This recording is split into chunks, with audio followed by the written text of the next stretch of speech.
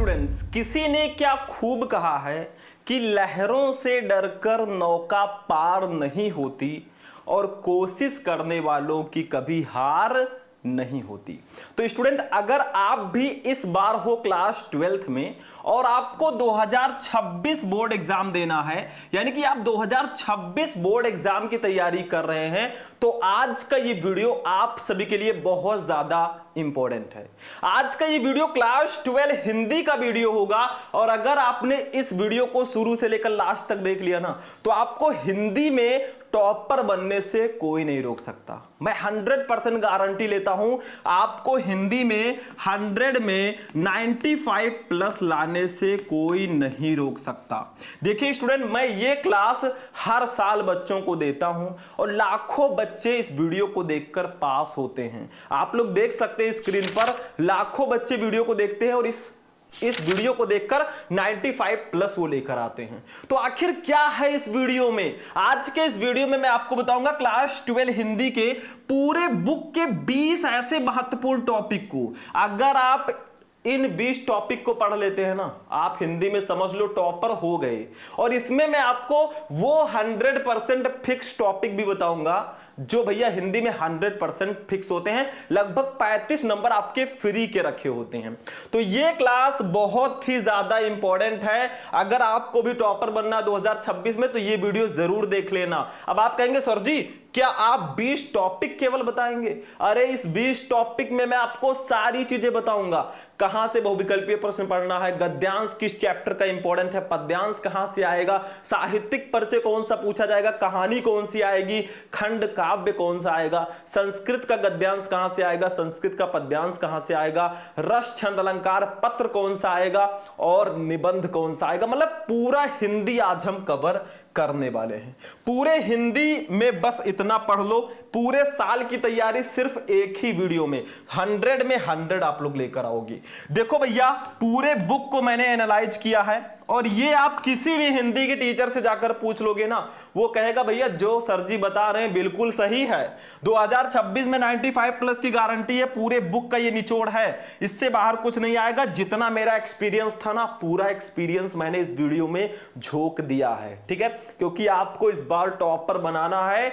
हमने ये प्रण ले लिया है, ठीक है। आपको टॉपर बनना है, मेहनत करना है। बाकी मैं अभी जो बताने वाला हूं ना, पूरे साल की तैयारी एक वीडियो में हो जाएगा। तो चलिए शुरू करते हैं। सबसे पहले कुछ बेसिक चीजें जान लीजिए। हमारे हिंदी का पेपर 2 खंड में होगा, खंड का और खंड खा। खंड का होगा भैया 50 नंबर का और खंड खा भी होगा 50 नंबर का, और ये पूरे 100 नंबर का पेपर होगा। हिंदी एक स्कोरिंग सब्जेक्ट है भैया, ये परसेंटेज को आपके बढ़ाता है, इजी होता है मेरे हिसाब से। चलो देखते हैं। सबसे पहले बात करते हैं खंड का की।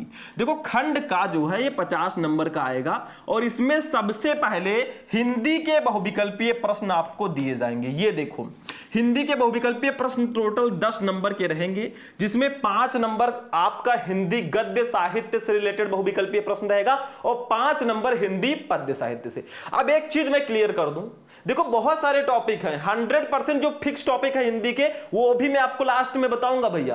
35 नंबर फ्री के रखे होते हैं। आपने सुना होगा हिंदी में ज्यादातर टॉपिक फिक्स होते हैं, वो मैं लास्ट में डिस्कस करूंगा, ठीक है। देखो बहुविकल्पीय प्रश्नों की अगर बात करें तो इसमें कोई भी टीचर ऐसा नहीं जो ये बता दे भैया कि यही वाला पढ़ लो यही आ जाएगा। क्वेश्चन नहीं बता सकता। हाँ, कुछ मोस्ट इंपोर्टेंट क्वेश्चन को पढ़कर आप अपने काम को आसान कर सकते हैं। अभी गद्यांश पद्यांश जीवन परिचय कहानी ये तो मैं बता दूंगा यही पढ़ लो यही आ जाएगा, लेकिन इसमें आपको क्या करना है मैं थोड़ा हिंट दे देता हूं। देखो हिंदी गद्य का इतिहास जो है, इससे 5 नंबर के बहुविकल्पीय प्रश्न आएंगे। इसमें आपके शुक्ल युग शुक्लेत्तर युग के क्वेश्चन ज्यादातर पूछे जाते हैं। विधाएं जैसे आपका निबंध है, उपन्यास है, कहानी है, आलोचना है, इससे रिलेटेड क्वेश्चन आपके हिंदी गद्य साहित्य में आते हैं 5 नंबर में। अब आपके जो गद्य के लेखक हैं उन्हीं से रिलेटेड तो क्वेश्चन आएगा, ठीक है।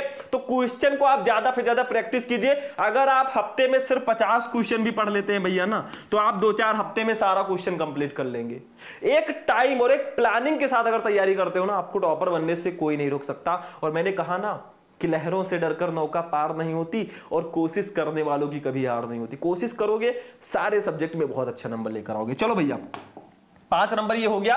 काव्य साहित्य का इतिहास जो है, इससे भी 5 नंबर के क्वेश्चन आते हैं, क्योंकि टोटल 10 नंबर के बहुविकल्पीय प्रश्न आएंगे। 5 नंबर हिंदी गद्य साहित्य से, 5 नंबर हिंदी पद्य साहित्य से। देखो इसमें आधुनिक काल जैसे भारतेंद्र युग, द्विवेदी युग, इससे रिलेटेड क्वेश्चन आता है। जैसे द्विवेदी युग के जो लेखक हैं, भारतेंद्र युग के जो लेखक हैं, उनकी रचनाओं से रिलेटेड क्वेश्चन दे दिया गया, तो कैसे लिख दोगे। छायावादी युग जैसे आपका जयशंकर प्रसाद जी हैं, सुमित्रानंदन पंत जी हैं, महादेवी वर्मा जी हैं, ये सब छायावादी युग के कवि हैं, कवित्री हैं, ठीक है, दोनों हैं। प्रगतिवादी युग नई कविता, इन सबसे रिलेटेड क्वेश्चन आता है हमारे काव्य साहित्य के इतिहास में। तो 5 नंबर के बहुविकल्पीय प्रश्न यहां पर आ जाएंगे। सबसे पहले एक काम करो, आपके हिंदी गद्य में जितने भी लेखक हैं सबका साहित्यिक परिचय और उनकी रचनाओं से पढ़ लो, रचनाओं को पढ़ लो, ज्यादातर क्वेश्चन वहीं से ले लिए जाते हैं, ठीक है। और जो आपके हिंदी पद्य में जितने भी कवि हैं या कवित्री हैं, उनकी रचनाओं को और उनके साहित्यिक परिचय को पढ़ लो। एक तीर से दो निशाना, आपका साहित्यिक परिचय भी कंप्लीट और इधर बहुविकल्पीय प्रश्न भी कंप्लीट। इसको कहते हैं स्मार्ट स्टडी, ठीक है। तो ऐसे तैयारी करो। चलो आगे बढ़ते हैं भैया। ये हमारे 10 नंबर का बहुविकल्पीय होगा। उसके बाद अगर पेपर उठाकर देखोगे ना, तो आपका गद्यांश आता है पूरे 10 नंबर का। और ये जो टॉपिक है भैया एकदम हलवा है। मैं इसको मानता हूं कि ये 100% फिक्स होता है। क्यों? देखो, किसी एक चैप्टर का आपका गद्यांश दे दिया गया, उसके नीचे 5 क्वेश्चन होंगे आपके 1 2 3 4 5 करके, पांचों क्वेश्चन का आंसर लिखना है। गद्यांश जो आपका दिया जाएगा उसी में से ढूंढ ढूंढ के लिखना है। कितना इजी हो जाता है, ठीक है। गद्यांश पर मैं वीडियो बना चुका हूं, आप लोग सर्च करोगे क्लास 12 हिंदी इंपॉर्टेंट गद्यांश शुभम लेक्चरर, आपको वीडियो मिल जाएगा, ठीक है। आपको देखो कौन कौन से चैप्टर इंपॉर्टेंट थे पहले इसको देख लो। देखो गद्यांश के लिए आप राष्ट्र का स्वरूप चैप्टर पढ़ लो, वासुदेव शर्मा अग्रवाल का। इसमें जितने भी गद्यांश है सबको सॉल्व कर लो, 10 नंबर कंप्लीट। अशोक के फूल पढ़ लो, आचार्य हरि प्रसाद द्विवेदी का, इसके सारे गद्यांश कर लो। और भाषा और आधुनिकता के सारे गद्यांश कर लो भैया, 10 नंबर आपका कोई काट ही नहीं सकता। अब आप कहेंगे सर जी जो चैप्टर बच रहे हैं उनका क्या करें? अरे भैया उनको भी पढ़ लोगे अच्छी बात है, लेकिन ये 3 चैप्टर आप देखोगे प्रीवियस ईयर पेपर उठाकर, इन्हीं 3 चैप्टर में से गद्यांश आते हैं, ठीक है, ज्यादातर। तो आप इन तीनों चैप्टर के गद्यांश को जरूर पढ़ लेना। बाकी गद्यांश इजी होता है।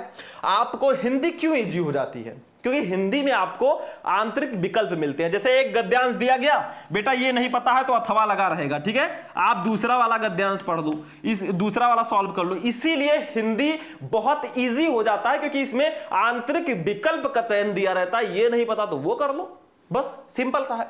तो इसमें आपको एक गद्यांश दिया जाएगा, नीचे 5 क्वेश्चन दिए जाएंगे 2-2 नंबर के, आपको 10 नंबर इसके लिए मिलेगा। बाकी आगे का प्रोसेस मैं आपको बताऊंगा। आज मैं आपको बता रहा हूं क्या क्या पढ़ना है, कौन कौन से चैप्टर इंपॉर्टेंट है। तो गद्यांश के लिए ये तीनों चैप्टर बहुत ज्यादा स्पेशल है। चलो भैया पद्यांश को देखते हैं।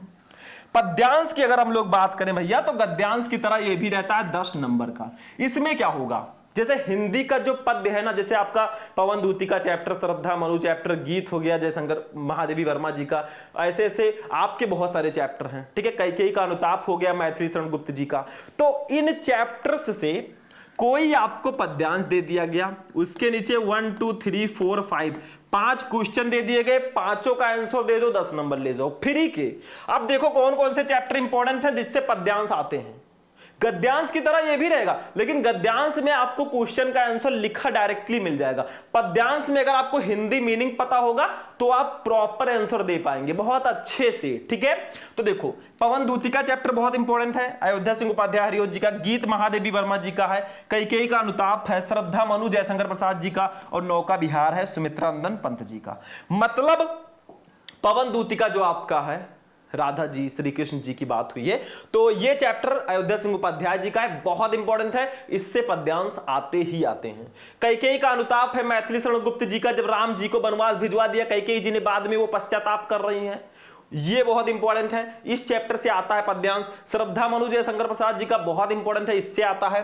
गीत महादेवी वर्मा जी का और नौका विहार सुमित्रानंदन पंत जी का। इतने चैप्टर अगर आप लोग अच्छे से पढ़ लेते हो, हर एक पद्यांश का हिंदी मीनिंग अगर आप कर लेते हो ना भैया, 10 नंबर एकदम मुफ्त में है, समझ लो। ऐसे एग्जामिनर देगा 10/10।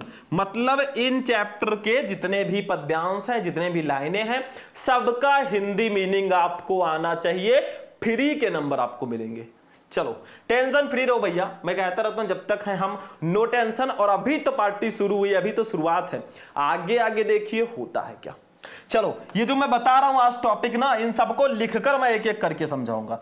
ये देखो 100% फिक्स वाला टॉपिक आ गया। लेखक का साहित्यिक परिचय 5 नंबर का आता है और 5 नंबर कवि का आएगा। ये 101% फिक्स है। अगर आप इन तीनों लेखकों का साहित्यिक परिचय पढ़ लेते हो भैया, जाकर 5 नंबर बिल्कुल कंप्लीट कर लेना।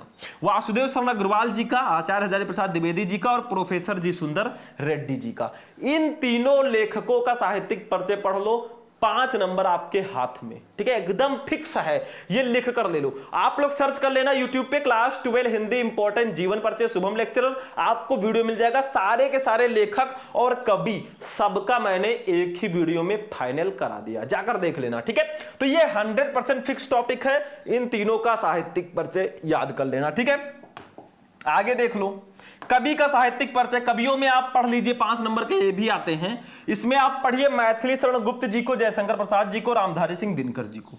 एक आप और भी ऐड कर लीजिएगा, चाहे आप महादेवी वर्मा जी को ऐड कर लें, चाहे सुमित्रा नंदन पंत जी को ऐड कर लें। दोनों में से एक कवि या कवित्री को ऐड कर लीजिएगा मेरे भाई, आपका काम हो गया। ठीक है, मैथिली शरण गुप्त, जयशंकर प्रसाद, रामधारी सिंह दिनकर और सुमित्रा नंदन पंत, अगर इन चारों का आप पढ़ लोगे ना, ये लो बेटा 5/5 ऐसे एग्जामिनर देगा, बिल्कुल फ्री के नंबर है। ये 100% फिक्स टॉपिक है। बाय द वे हमने एक लिस्ट बना रखी है जो 100% फिक्स टॉपिक है ना, अभी लास्ट में मैं आपको बताऊंगा। अरे जो जिसमें थोड़ा मजा आएगा उसको लास्ट में लेके चलते हैं ना, थोड़ा एंजॉय करेंगे। ठीक है, देखते हैं कितने बच्चे देखते हैं। 6 नंबर टॉपिक कहानी 5 नंबर की ये आती है। ये 100% मैं नहीं कह रहा हूं, ये 101% फिक्स है। अब आप कहेंगे सर जी 100% होता है, 101 कहां हो गया? अरे भैया जब एकदम श्योर हो ना कोई चीज तो 101 हम बोलते हैं। देखो 3 कहानी बहुत इंपॉर्टेंट है, पंचलाइट, बहादुर, ध्रुव यात्रा। इन 3 कहानियों को पढ़ लो भैया, आपका 5 नंबर ऐसे आएगा, एग्जामिनर देगा। अब इसमें 2 चीजें होती हैं, जैसे आप कहानी पढ़ रहे हो, इसमें एक होता है उद्देश्य और दूसरा आपका होता है सारांश। मतलब आपको जैसे पंचलाइट कहानी है, इसकी 2 चीजें पढ़नी होती है, एक उद्देश्य पढ़ना है और एक आपको पढ़ना है सारांश। ठीक है, मतलब जैसे पंचलाइट कहानी है तो पंचलाइट कहानी के उद्देश्य पर प्रकाश डालिए या पंचलाइट कहानी का सारांश लिखिए। 2 पहलू होते हैं, आपको उद्देश्य और सारांश दोनों पढ़ना है, बहादुर कहानी का भी, ध्रुव यात्रा कहानी का भी। अगर इन 3 कहानियों को जो पढ़ लेगा भैया, 5 नंबर आप लिख कर ले लो, स्टाम्प पेपर ले आओ, मैं लिख दूंगा कि हाँ यही आएगा। हिंदी क्यों इजी हो जाता है? क्योंकि इसमें ज्यादातर टॉपिक फिक्स है, लेकिन किसी सब्जेक्ट को आप इजी मत समझना। आप अगर टाइम टेबल बना रहे उसको हिंदी भी उसमें रखना। बहुत सारे बच्चे गलतफहमी में रहते हैं कि अरे 1 महीना बचेगा, 2 महीना बचेगा, हिंदी को तो घोल के पी लेंगे। अरे भैया जो चीज आपको पता है कि हमारे परसेंटेज को इंक्रीज करेगी, 100 में 99 दिलाएगी, उसको क्यों ना साथ में लेकर चले? क्यों उसको अंधेरे में रखें भाई, जब आपको पता है कि उसका नंबर आना ही आना है। ठीक है, चलो खंड काव्य की बात कर लें। हमारे खंड का ये लास्ट टॉपिक होगा, 5 नंबर का आता है।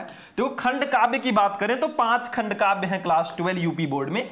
मुक्त यज्ञ, सत्य की जीत, रश्मि रथी, आलोक वृत्त, त्यागपथी, श्रवण कुमार। इसमें क्या होता है, देखो सारे टॉपिक सेम है हर जिले के लिए, लेकिन यूपी में ये टॉपिक है जो जिला वाइज होता है। जैसे कुछ जिलों में मुक्त यज्ञ होगा, कुछ जिलों में सत्य की जीत, कुछ जिलों में त्यागपथी, कुछ जिलों में आलोक वृत्त, कुछ जिलों में श्रवण कुमार और कुछ जिलों में रश्मि रथी। तो ये जिला वाइज होता है। आप किस जिले से हो और आप में कौन सा खंड काव्य है, ये कमेंट करके आपको बताना है। बाकी का काम मैं बता दूंगा। अगर खंड काव्य नहीं पता तो जिला ही आप लोग बता देना, मैं रिप्लाई दे दूंगा। ठीक है, तो ये खंड काव्य है, ये आपको खुद पढ़ना। स्वपठित खंड काव्य इसको कहते हैं, मतलब आपको स्वयं इसको पढ़ना है। ठीक है, बहुत स्पेशल है। तो भैया 5 नंबर यहां पे भी कंप्लीट। अब हमारा खंड का जो है फाइनल हो चुका, मतलब 10 नंबर का बहुविकल्पीय प्रश्न, 10 नंबर का गद्यांश, 10 नंबर का पद्यांश, 10 नंबर का साहित्यिक परिचय, 5 नंबर की कहानी और 5 नंबर का खंड काव्य। टोटल 50 नंबर का मैंने आपको टॉपिक बता दिया। कितने बच्चों को समझ में आ गया? हाथ उठा दो फटाफट। ठीक है, कमेंट कर दो। यहां पे हाथ नहीं उठाया जाता, हम ऑनलाइन पढ़ा रहे हैं, ऑफलाइन होता तो हाथ उठाते। कमेंट बॉक्स में कमेंट करो सर हो गया काम। ठीक है, चलो आगे बढ़ते हैं मेरे भाई। अब आते हैं खंड खा की बात करें। खंड खा में आपका क्या होता है भैया? 50 नंबर का ये भी होता है। इसमें सबसे पहले आपको संस्कृत का गद्यांश और संस्कृत का पद्यांश दिया जाएगा, फिर हिंदी व्याकरण के प्रश्न आएंगे, फिर रस, छंद, अलंकार, पत्र लेखन, निबंध, ये सब रहते हैं। संस्कृत गद्यांश जो है 7 नंबर का आता है। अब अगर मैं आपसे कहूं भैया ये 4 चैप्टर पढ़ लो, आपका 7 नंबर कंप्लीट है, यकीन करोगे? अरे करना पड़ेगा, किसी भी टीचर से जाकर पूछ लो या प्रीवियस ईयर पेपर, आप 4-5 साल के पेपर ले लो, और इन चैप्टर में से अगर गद्यांश नहीं मिला ना तो मैं पढ़ाना छोड़ दूंगा। देखो जातक कथा चैप्टर बहुत इंपॉर्टेंट है, संस्कृत भाषा महत्वम, महामना मालवीय और पंचशील सिद्धांता। इन चारों चैप्टर के गद्यांश, मतलब इन चारों चैप्टर को आप हिंदी मीनिंग के साथ पढ़ लो, आपका 7 नंबर एग्जामिनर काट ही नहीं सकता, 1 नंबर भी नहीं काटेगा। मतलब जातक कथा, संस्कृत भाषा महत्वम, महामना मालवीय और पंचशील सिद्धांता, यही 4 चैप्टर सबसे ज्यादा इंपॉर्टेंट हैं आपके संस्कृत गद्यांश के लिए। बाकी जो चैप्टर बचते हैं आपको पढ़ना है उनको भी, लेकिन इन 4 चैप्टर को बिल्कुल मिस मत करना। प्रीवियस ईयर पेपर उठाकर देखोगे ना, इन 4 चैप्टर में से गद्यांश आते ही आते हैं, ठीक है। तो ये आप लोग पढ़ लेना। एक और हमारा टॉपिक आ गया 100% फिक्स वाला, वो है संस्कृत पद्यांश या श्लोक, 7 नंबर का आता है। ये 101% फिक्स है। अब 101 मैंने इसलिए लिखा है क्योंकि एकदम श्योर है कि ये फिक्स होता है। देखो एक चैप्टर है आपके 12th संस्कृत में, सुभाषित रत्नानी। इस चैप्टर के जितने भी श्लोक हैं, जितने भी पद्यांश हैं, सबको अगर पढ़ लेते हो ना, आपका 7 नंबर कंप्लीट। यही एक चैप्टर है पूरे संस्कृत में जिसमें श्लोक हैं। बाकी चैप्टर में श्लोक हैं लेकिन एक एक हैं, मतलब एक एक छोटे छोटे हैं, तो उसको पढ़ लेना। बाकी यही एक चैप्टर है जिसमें श्लोक है। ये पूरे श्लोक का ही चैप्टर है। मतलब आप अगर हिंदी का पेपर देखोगे ना, तो संस्कृत का अगर पद्यांश आता है ना, तो एक आपका जरूर आता है सुभाषित रत्नानी चैप्टर से, हो सकता है दोनों आ जाए, और एक आपका जातक कथा से आ सकता है या महामना मालवीय से। इन दोनों चैप्टर में सिर्फ एक एक श्लोक है, उसको पढ़ लेना और ये चैप्टर पढ़ लेना। ये 7 नंबर तो भैया 100% फिक्स हुए ना। मतलब आपको सिर्फ एक चैप्टर पढ़ने से अगर 7 नंबर मिल रहा है तो क्यों ना उसको तुरंत घोल कर पी ले, ठीक है। बाकी ये एक आध श्लोक है, उसको पढ़ लेना। हिंदी व्याकरण वाले पोर्शन पर आ गए हैं भैया। अब ये जो टॉपिक है, देखो ध्यान से समझो, मुहावरे एवं लोकोक्तियां, आपठित गद्यांश, शब्द युग्म, शब्द अर्थ। देखो मुहावरे एवं लोकोक्तियों की अगर बात करें तो ये भैया 2 नंबर का आता है। 3-4 दिया रहेगा, करना एक ही होगा। ये भैया बहुत इजी होता है। आप क्या करो, बस इसके 100-50 क्वेश्चन पढ़ लो, पूरे साल के लिए 100-200 क्वेश्चन पढ़ लो, आपका 2 नंबर कोई काट ही नहीं सकता भैया, एकदम लिखा है। दूसरा टॉपिक है आपठित गद्यांश, ये 5 नंबर का आता है। मतलब इसमें होगा क्या, देखो ध्यान से समझो। एक आपको गद्यांश दे दिया जाएगा, उसके नीचे 1 2 3 करके 3 क्वेश्चन दे दिए जाएंगे। पहला क्वेश्चन रहेगा 1 नंबर का, दूसरा 2 नंबर का, तीसरा 2 नंबर का, 5 नंबर का ये रहेगा। देखो जो क्वेश्चंस है ना, उसका आंसर आपको गद्यांश में ही मिल जाएगा ढूंढने से। इसको मैं सॉल्व कराऊंगा, टेंशन मत लो, कराया भी है मैंने। तो आपको एक गद्यांश दिया गया जो आपके सिलेबस में नहीं है, आपठित गद्यांश जो आपने नहीं पढ़ा है, उसके नीचे 3 क्वेश्चन है, तीनों का आंसर दे दो, 5 नंबर आप ले जाओ, ठीक है। ये बहुत इजी होता है, आगे मैं बताऊंगा। शब्द युग्म की बात करें भैया, तो ये भी आपका बस क्या करना है, 50 क्वेश्चन इसका पढ़ लेना है किसी बुक से, ये भी आपका काम हो गया। मतलब ये सब छोटे छोटे 2-2 नंबर के हैं, तो इनके क्वेश्चन को पढ़ने से आपका काम हो जाएगा। शब्द अर्थ यानी कि अनेकार्थी शब्द, ये भी आप क्वेश्चन पढ़िए। इन अनेक शब्दों के लिए एक शब्द वाक्य संशोधन, इन सब के जितने क्वेश्चन आप पढ़ सकते हो पढ़ो। इन सब में अच्छा नंबर लाने का एक ही तरीका है ना, कि आप इनके ज्यादा से ज्यादा क्वेश्चन को पढ़ो, बाकी इसमें कुछ नहीं है। जितना क्वेश्चन पढ़ोगे उतने ज्यादा नंबर आने के चांसेस जिसमें रहेंगे, और ये भैया बिल्कुल हलवा होता है, मेरे हिसाब से कुछ नहीं है इसमें। चलो ये आ जाते हैं रस पे। अब रस छंद अलंकार की बात करें, रस आता है 2 नंबर का। रस में 4 रस अगर आपको पढ़ना है, 4 रस केवल, सोचो खाने वाला रस नहीं है ये, ठीक है। तो इसमें 4 रस टोटल पढ़ना है। एक है श्रृंगार रस, एक है करुण रस, एक है हास्य रस और एक है वीर रस, ठीक है। इन चारों रस को जो बच्चा पढ़ लेगा, मतलब परिभाषा और उदाहरण दोनों को, उसका भैया 2 नंबर 100% फिक्स है। देखो रस छंद अलंकार 2-2 नंबर के तीनों आते हैं 6 नंबर, और 6 नंबर मैंने एक ही वीडियो में कंप्लीट कराया। आप लोग YouTube पे अगर सर्च करोगे ना रस छंद अलंकार शुभम लेक्चरर, तो आपको वो वीडियो मिल जाएगा जिसमें मैंने तीनों को एक ही वीडियो में पढ़ा रखा है। जितने रस हैं, जितने छंद हैं, जितने अलंकार हैं, सबको एक वीडियो में। जाओ भैया 15-20 मिनट का वीडियो देखो, 6 नंबर ले जाओ, इतना ईजी है हिंदी। तो ये रस में आप इतने पढ़ लीजिएगा। छंद में अगर बात करें तो 3 बहुत इंपॉर्टेंट है, दोहा, सोरठा, चौपाई। इन तीनों को मैंने उसमें बताया। 2 नंबर का ये भी आएगा भैया, ये भी मैंने बता रखा है। और अलंकार में आपको क्या पढ़ना है भैया, अलंकार में 5 अलंकार पढ़ लेना, 2 नंबर का आता है।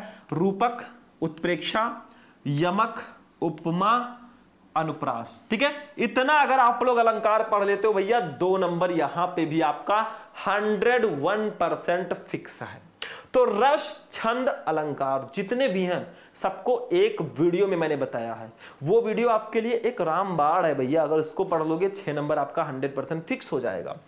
आगे बढ़ते हैं, पत्र लेखन पे आ जाते हैं मेरे भाई। पत्र लेखन 6 नंबर का आता है। पत्र लेखन मतलब पत्र लिखना, लिखने का तरीका समझ लो, मैनर, कैसे पत्र को लिखते हैं, बाकी सब हो जाएगा।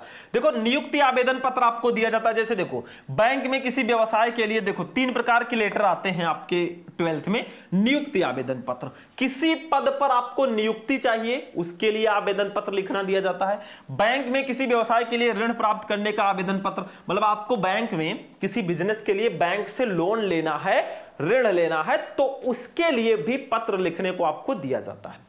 अपने नगर या गांव की सफाई है तो संबंधित अधिकारी को प्रार्थना पत्र, मतलब अपने नगर या गांव की सफाई करवानी है तो उसके लिए जो उससे संबंधित अधिकारी है ना, उनको प्रार्थना पत्र लिखना भी दिया जाता है। मतलब ये जो तीनों हैं, यकीन मानिए इन तीनों में से क्वेश्चन भी मैं आपको बता दूंगा। देखो आप लोग सर्च करना क्लास 12 हिंदी इंपॉर्टेंट पत्र लेखन, आपको मेरा वीडियो मिल जाएगा। शुभम लेक्चरर पीछे लगा देना, उसमें मैंने टॉप 6 मोस्ट इंपॉर्टेंट पत्र को बताया है, जाकर देख लेना, काम हो जाएगा। ठीक है, अब अपने लास्ट टॉपिक पे हम आ चुके हैं, वो है निबंध।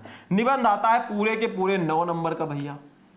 अब निबंध में मैं 4-5 निबंध बता देता हूं अपनी तरफ से जो इंपॉर्टेंट हैं, आप लोग इनको पढ़ लेना।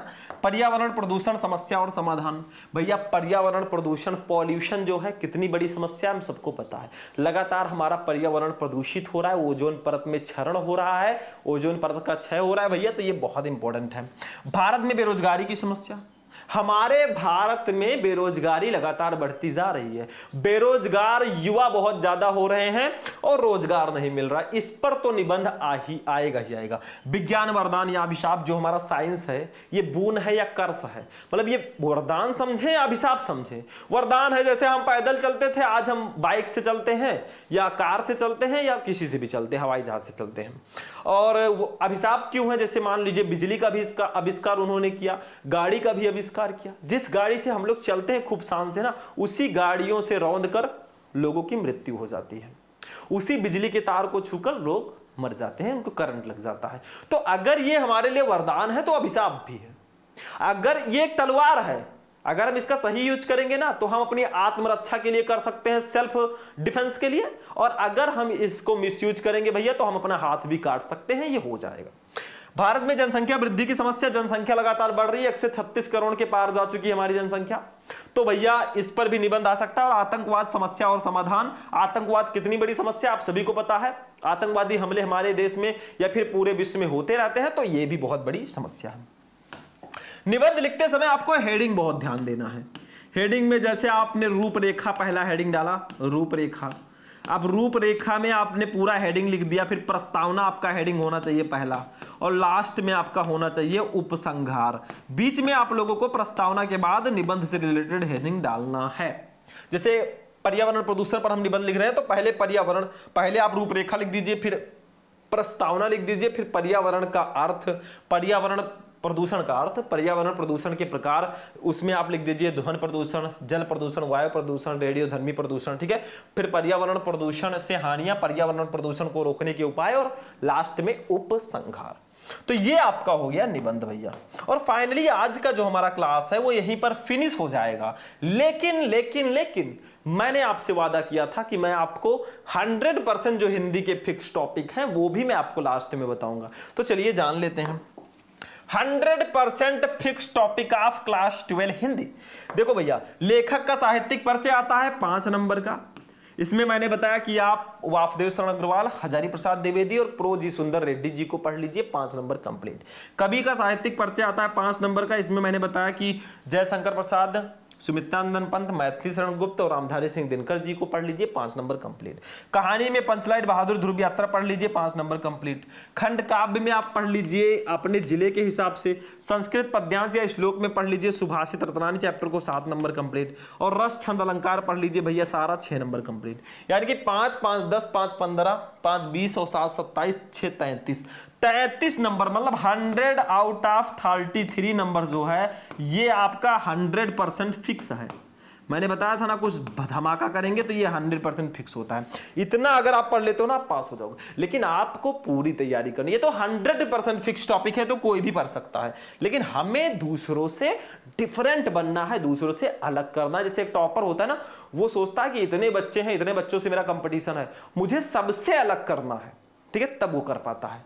तो आज का क्लास हमारा यहीं पर फिनिश होता है। मैंने आपको पूरे हिंदी के बुक का निचोड़ बताया, हिंदी में आपको क्या क्या पढ़ना है सब कुछ बताया। तो आज का वीडियो आपको कैसा लगा? वीडियो पसंद आया वीडियो को लाइक कर देना, चैनल पर नए चैनल को सब्सक्राइब कर लेना, और हम आपसे मिलते ही रहते हैं। तो चलिए फिर मिलेंगे हम लोग किसी नेक्स्ट वीडियो में नेक्स्ट टॉपिक के साथ। तब तक के लिए जय हिंद।